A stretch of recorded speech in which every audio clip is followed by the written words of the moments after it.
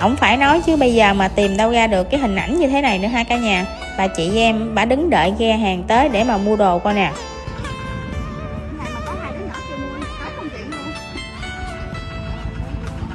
Mua gì đây?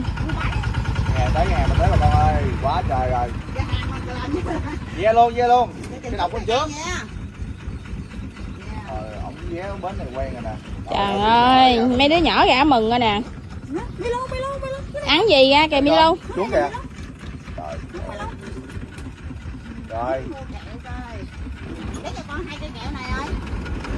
Nếu một bịch không? Quá thương luôn. Mua gì xúc xích cho Milo kìa. Mua cái gì cũng phải mua 2 chứ, để hồi mua một cái nó khóc. Bịch này nữa đi, bịch bánh tuyết nữa đi. Về miền Tây mới thấy cảnh này nha cả nhà. Cốm luôn đi. À, chủ yếu luôn Kiên Giang. À, An Giang, Kiên Giang cũ, An Giang mới.